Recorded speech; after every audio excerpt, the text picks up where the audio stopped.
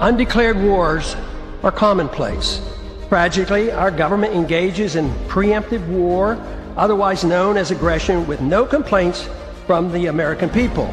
Sadly, we have become accustomed to living with the illegitimate use of force by government. To develop a truly free society, the issue of initiating force must be understood and rejected. What if sometimes, to love your country, you had to alter or abolish the government? What if Jefferson was right? What if that government is best which governs least? What if it is dangerous to be right when the government is wrong? What if it is better to perish fighting for freedom than to live as a slave? What if freedom's greatest hour of danger is now?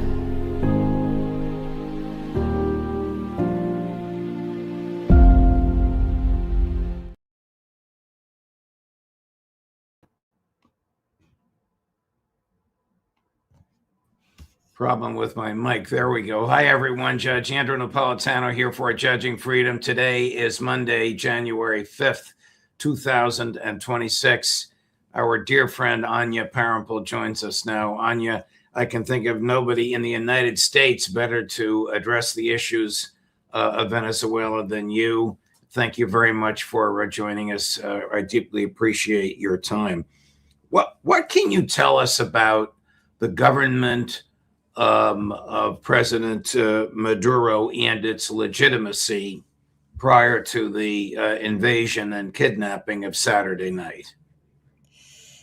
The United States is obviously operating according to this phony legal jurisdiction and framework that it has crafted since 2019, when Donald Trump first initiated his covert regime change and activity against Venezuela in the form of what was actually just a naked coup attempt, where they recognized a shadow government and infrastructure that allowed the U.S. government to seize control of Venezuelan assets in the United States, including gold that was stored in Citibank that is now in the New York Federal Reserve, including Citgo Petroleum, Venezuela's largest international asset, which, as a result of very, very tricky legal thuggery that the Guaido administration carried out, the U.S. government actually put Citgo, which was, again, Venezuela's largest international asset, worth billions of dollars, upwards of $6 billion. It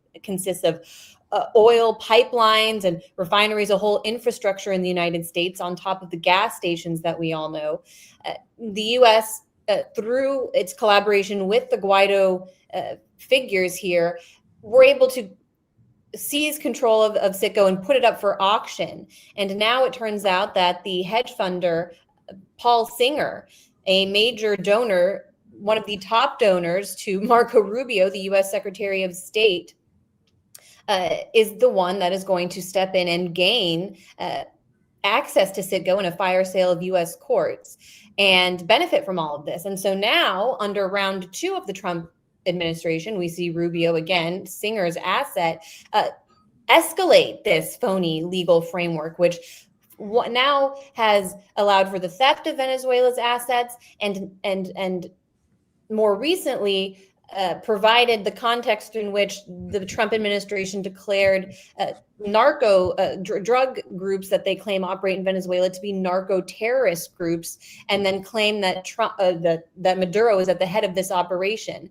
This is the legal framework and narrative at the heart of the indictment that was levied against Maduro in order to justify his arrest in Venezuela. Now, that's a separate question. All of this is information that is separate from the reality on the ground in Venezuela, which is that Maduro, since 2019 and since he was elected following Chavez's death, has acted as the head of state, the legitimate head of state in Venezuela, with control of the military, with control of the diplomatic offices, control of the borders, and all of the government ministries.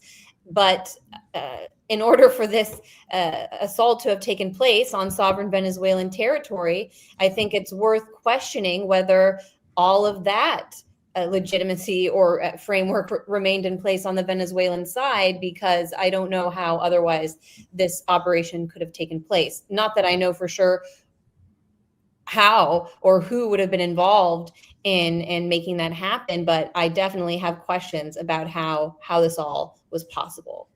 Didn't Trump attempt a coup? You mentioned the name Guaido during his first term. I seem to recall, I don't know if it was a State of the Union, but it's some address he was given to a joint session of Congress, where he introduced this young man from the gallery, who got a sustained standing ovation from members of Congress, and he introduced him as the president of Venezuela. Was he the president of Venezuela when Trump introduced him as that? No, he never had any legitimate authority.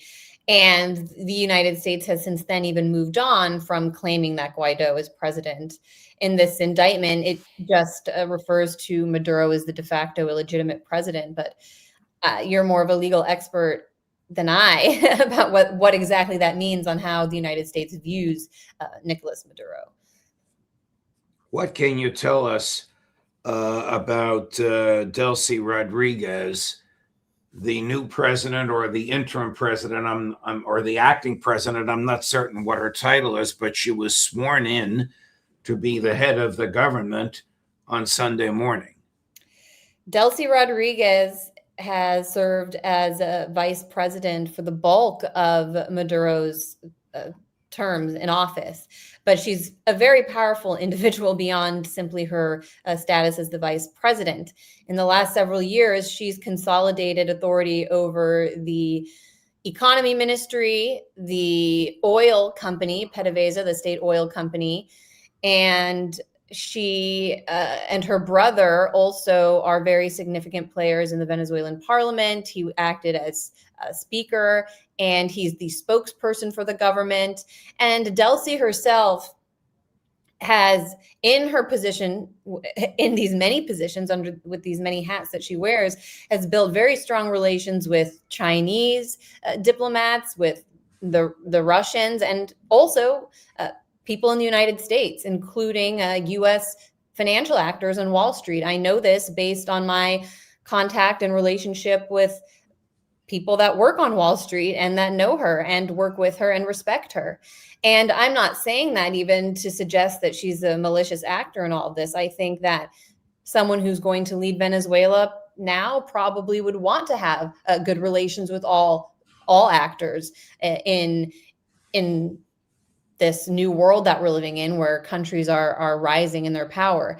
And so I think when Trump gets on television and says that she's going to do whatever we want, and now we control the oil, there's no evidence to suggest so far that Delcy, and I'm calling her Delcy because that's what everybody calls her. I've met her several times, but I'm not saying this because I have a personal relationship with her. Everybody, whether in media, whether they like her or they don't, in the streets, they call her Delcy. That's just how she's referred to. So she has good relations with U.S. journalists. When I was there once for a meeting, she had the day before been playing ping pong with a group of Chinese diplomats that were in town. She's a very competitive ping pong player. That's kind of something interesting about her. But she is definitely someone who is connected to Chavismo and respected in the streets. And so when Rubio and Trump get up there and say mission accomplished, the reality is there is no evidence that the regime itself has been dislodged from power. Delcy worked under Maduro. She is the vice president. She is the person that should constitutionally serve at the moment. There hasn't been a real regime change. So are those forces that the United States have been sanctioning and attacking for years now going to step aside and let the United States come in? I don't know. But I think Trump and Rubio, when they get out there and say they're controlling everything, have clearly spoken too soon. And Americans who think that Delcy Rodriguez and what's still there of the government or the regime are just going to easily play ball with the United States don't really know anything about the country. Here's what Trump said, Anya, in his own rather thuggish way, threatened Venezuela's acting president, Delcy Rodriguez, and said if she doesn't give U.S. corporations, quote, total access to the oil and other things, she will, quote, pay a very big price, probably bigger than Maduro. What is he talking about? He's levying threats once again, but the reality is the United States went ahead with this option of not an entire regime change mission because they can't commit to the kind of military escalation that it would require to seize the oil fields by force. So I see a lot of people claiming that those who've made statements suggesting that if there were regime change in Venezuela, the country would collapse into civil war and that generals would be seizing oil fields are all proven wrong because this has taken place and none of that's happened. But the reality is regime change has not occurred. This country is stable because Chavismo, the entire regime that operated under Maduro, remains in place. And so there is no way to guarantee that the United States are that these claims that Trump is running the show and Pete Hegseth and Marco Rubio are running the country are actually true. We would have to see that actions speak louder than words on the Venezuelan side as well, because people obviously, like I said, are going to have questions about how Maduro was so easily dislodged from a military base as he slept. How well regarded or how accepted is she as the legitimate head of state? I mean, she ran as this vice president. Rubio says he was never actually the president. Was she ever in Rubio's mind, to the extent you can permeate that? Was she ever actually the valid vice president? I mean, stated differently, does the public view her now as the valid, legitimate, embraced head of the government? The public have been in the streets, millions of Venezuelans, despite the AI videos you may have seen circulated by some MAGA accounts. Millions of Venezuelans have been in the streets for the last day, 2 days, demanding that Nicolas Maduro, their president, return. And that's been the energy in the streets as far as I can tell from here. There have been plenty of demonstrations in Miami, in Madrid, and throughout the United States and Europe celebrating his ouster. And I would ask all of those Venezuelans that are in those countries celebrating this, whether or not they plan to buy a ticket to return to the country right now. Because if it's free and this is what they wanted, they should go back instead of continuing to hold our country hostage with their votes, which is what they plan to do instead, and what they're openly stating they plan to do on social media. Beyond that, like I said, Delcy Rodriguez was the vice president of Maduro. For her to step in, that is what is constitutionally valid. And as I also mentioned, she already enjoyed all of this authority in the government. Very powerful woman before Maduro was ousted. So, yeah, I think that people in Venezuela are probably not surprised that she's running the country now. Should the CIA be worried that at some point during the litigation against Nicolas Maduro, the CIA's own drug trafficking will be made known in an American courtroom? It's absolutely possible. And that's why I think all of us are interested in the matter should be paying close attention to this trial when it takes place.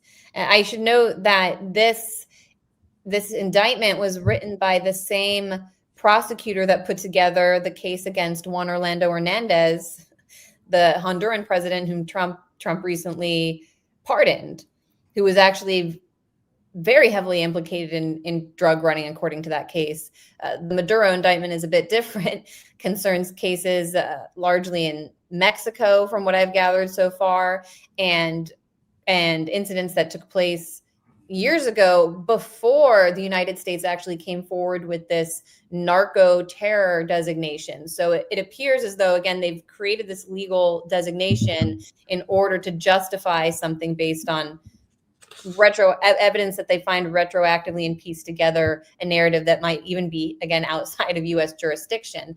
But this is how it all worked. I should, again, point out, because this is something I write about in the book a lot, is that much of this legal trickery was put together and coordinated by William Barr when he was Attorney General under Trump 1. He's responsible for putting the legal bounty on Maduro's head back then, which they then increased and doubled down on with this narco-terrorism designation. This indictment was basically prepared under Barr. So I think this is probably an agenda and a program that Pam Bondi herself didn't put together, and that was in place before she came into office. And William Barr is so key to all of this because he not only coordinated all of that legal strategy under Trump 1, he was actually responsible for writing the legal justification for the U.S. invasion of Panama in 1992 or 1, and I know I'm going to get dates wrong on this as I go on, but that legal justification mirrors pretty much the operation that we just saw play out in Venezuela, and it took place on the exact same date, January 3rd, just a couple decades apart. So these are the same figures, William Barr in particular, that have been I guess, implementing the Monroe and what's now the Donroe doctrine, according to Donald Trump, for quite a while now. And their criminality is pretty naked for everyone to see. I don't think most people are taking this seriously, that this is about drugs and anything that's actually concerned legality. Were Nicolas Maduro and his wife the head of a massive drug operation while he was in office? As far as I'm aware, Venezuela is not one of the leading producers of any narcotic, including cocaine, which is what this indictment is focused on. Cocaine is coming out of Ecuador, Bolivia, and Peru.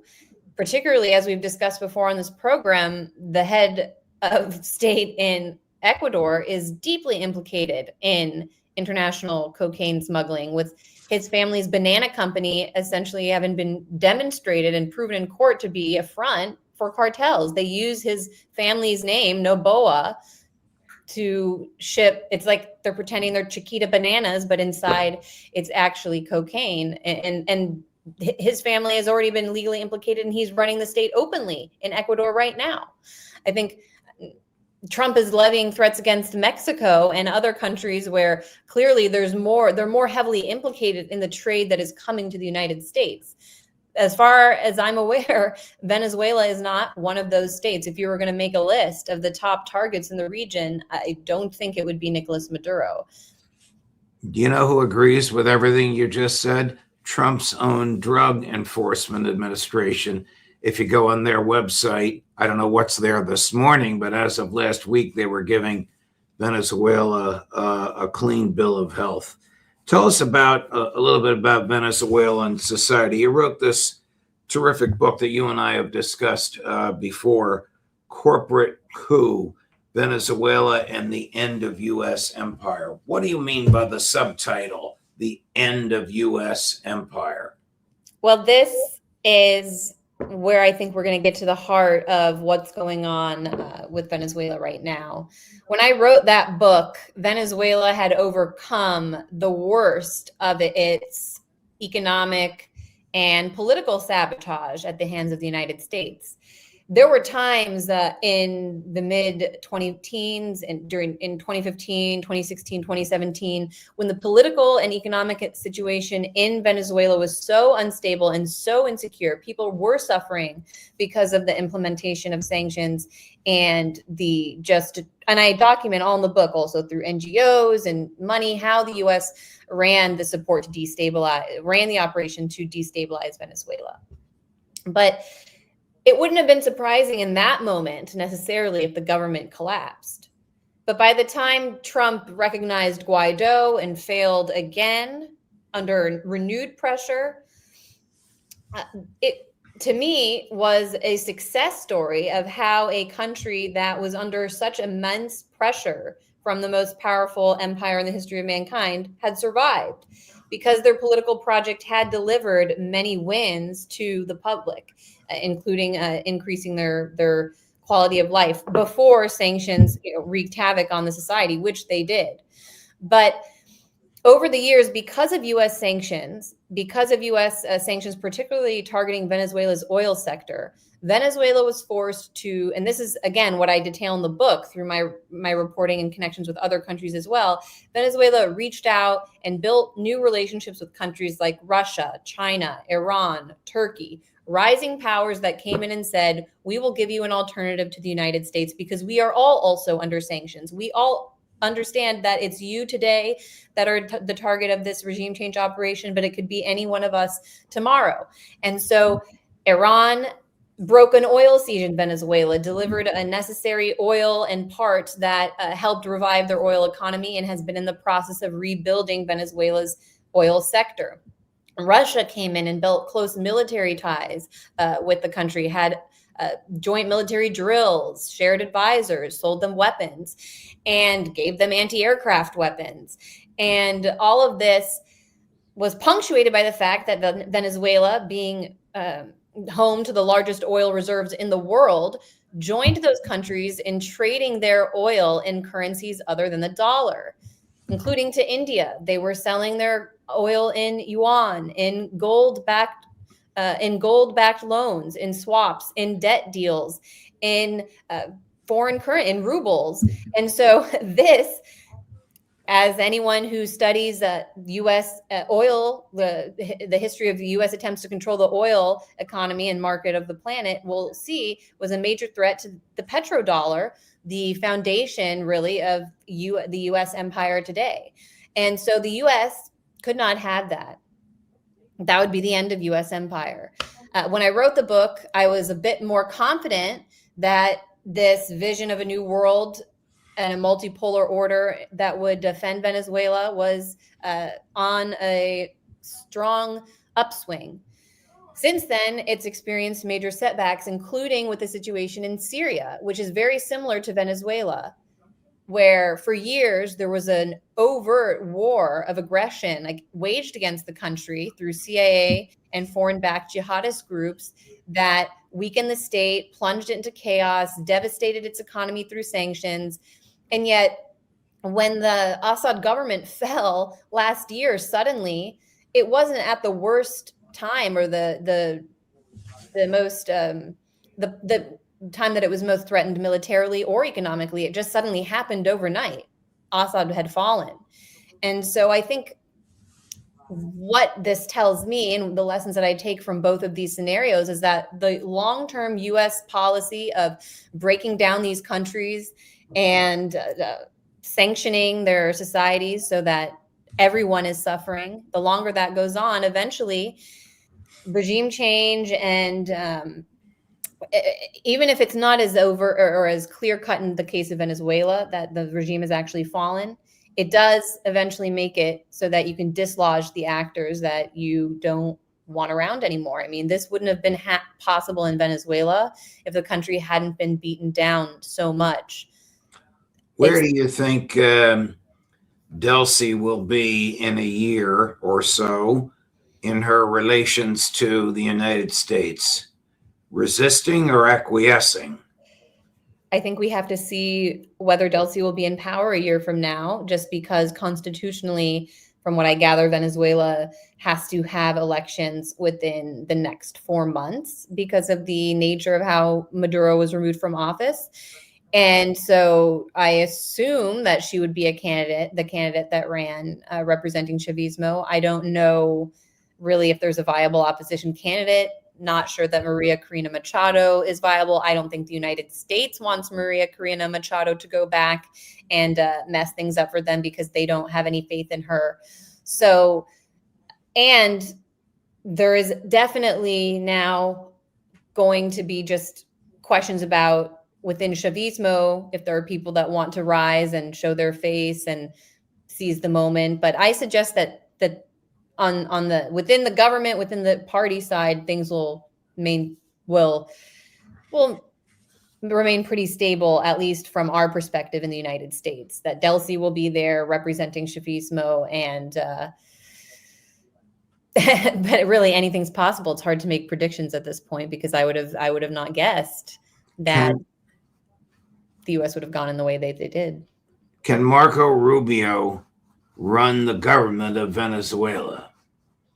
No, he's not qualified to. This is all about personal vendetta for him. You hear him now boasting that Cuba's next on the list. I mean, he's just someone who comes from a family, a group in Florida, where they're very connected to the region through their family and through their blood and their own experiences. And he has a personal vendetta against all of these countries in the region and is proud that he gets to pretend like he's acting as governor. But in reality, I don't think that he is accomplishing much other than getting his boss, Paul Singer, paid.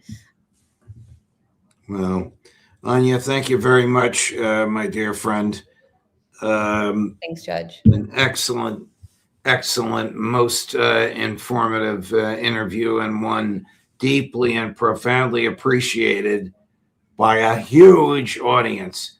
Your husband would be jealous of the number of people watching his wife now. Well, thank you, everyone. Thanks to the viewers, and thanks to the Judge Knapp team. It's always fun to talk to you guys. Thank you, Anya. All the best to you, and God bless your new baby, and we'll see you again soon. Talk to you soon. Bye-bye. Okay. Coming up tomorrow, Tuesday, at 10 in the morning, Ambassador Freeman is usually on at 8, but he'll be on at 10 tomorrow. At 1 in the afternoon, Mr. Anya Parampil, otherwise known as Max Blumenthal. At 2 in the afternoon, Matt Ho. At 3 in the afternoon, Colonel Karen Kwiatkowski. Judge Napolitano for Judging Freedom.